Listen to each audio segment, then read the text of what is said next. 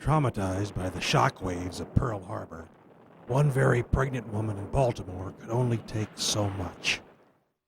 Vivian Bergerson's time was suddenly at hand. Rushed by husband Frank to Mount Sinai Hospital, she labored for 2 days before delivering a son on December 9th. All went well at the hospital until it was time for Vivian and Frank to take their newborn home. 70 years later, rumors still persist that a horrible mistake occurred that day. The unsuspecting Bergersons may well have carried away not their own son, but instead a remarkably identical Arab prince. Who knows? The real Fred Bergerson may actually be King Abdullah's heir apparent. Whatever. It all worked out. They must cry, cry, cry. The young Bergerson came of age during the 50s in Baltimore's Jewish working-class neighborhoods. It was a childhood filled with colorful friends, delightfully eccentric relatives, Sure, defend him. Oh, you remember her, the Baltimore Colts, and the typical adventures and social disasters of adolescence. At 16 and feeling obligated to his nation for defeating the Nazis, Fred elected to strike a blow for freedom by enlisting in the Marines. As fate would have it, the Corps rejected him. Once the recruiting sergeant learned about Fred's other career option, attending Johns Hopkins on a full scholarship, he summarily kicked the young hopeful out the door. The Marines were looking for a few good men, but Fred didn't quite fit the job description. So he set out across town for Johns Hopkins. As a student, Fred made 3 fateful decisions that would forever change his life. He joined the Army ROTC at Hopkins, a choice that eventually landed him in Vietnam with the elite 1st Cavalry Division, and just in time to enjoy the Tet Offensive. Faced with another agonizing choice at Hopkins, Fred gave up its storied lacrosse fields to aid the cause of civil rights and pursue stardom on a different stage. He would embrace his lifelong love of music, inspired by his beloved uncle, Herbie Kaplan. Legendary would become Fred's performances at Harlem's Apollo Theater, the Brooklyn Paramount, and El Monte Legion Stadium, as he put the Ram in the Ramalama Dig Dong as bassman for Little Hetty and the Lamars, doo-wop's first integrated headliners.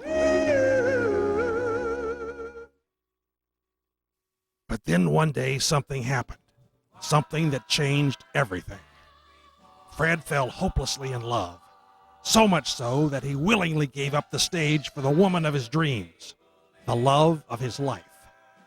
How he ever convinced Irene Bass, a young woman of such rare beauty and stellar character, to marry him remains one of life's great mysteries.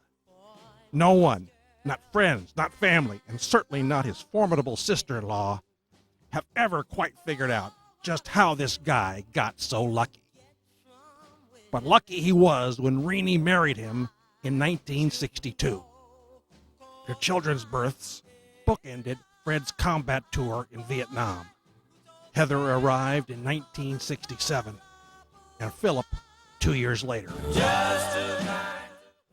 After Vietnam and graduate school at Vanderbilt, Fred and Renee headed west to join Whittier College in 1971. A major player in Fred's hiring was Ben Burnett, a Whittier icon who would become an important mentor and role model in Fred's professional life. It didn't take long for Fred's distinctive teaching style to emerge. Spirited class discussions would run the gamut from that day's headlines to arms control, terrorism, intersurface rivalry, to Fred's references to James Madison, Edmund Burke, military history, popular culture, and of course, the joys of Yiddish. After 41 years, Fred's legacy at Whittier College continues in those students he has mentored and nurtured. His success here is marked not by shelves filled with publications, but rather by those relationships and the personal and professional success his students have achieved over the years. Yes, schmoozing has been his game, and it also accounts for all of his fame. Building such lasting, fruitful relationships is what Fred Bergersen is all about. His students, past and present, are testaments to his success as a professor and as a man, as a genuine mensch, a decent human being who calls others to be and do their best.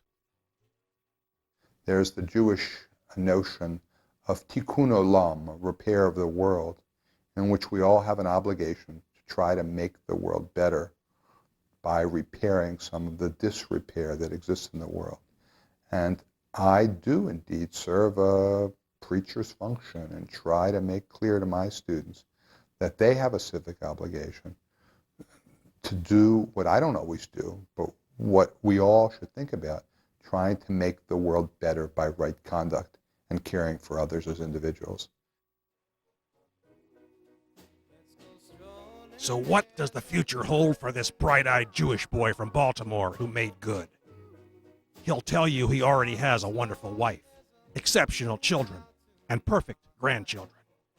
Add to that the love and respect of students, friends, and colleagues, a great job at a great place, cherry strudel at the Campus Inn, and life is a blessing. Retirement for the Sultan of Schmooze, retirement for the Duke of Doo-Wop. Don't hold your breath. I just wish everybody could come and have an opportunity to participate in a teaching and learning experience, because it's the learners who make it magic for the teachers. And when it really works right, the learners are teachers themselves. There's a lot to share and a lot to learn. We go down the path together, and I look forward every year to that experience. Even after 22 years here, I get that tingling sensation in my toes on that early September morning when I say, all right, I'm back at it, let's go for it. Now's the time. Teaching is magic.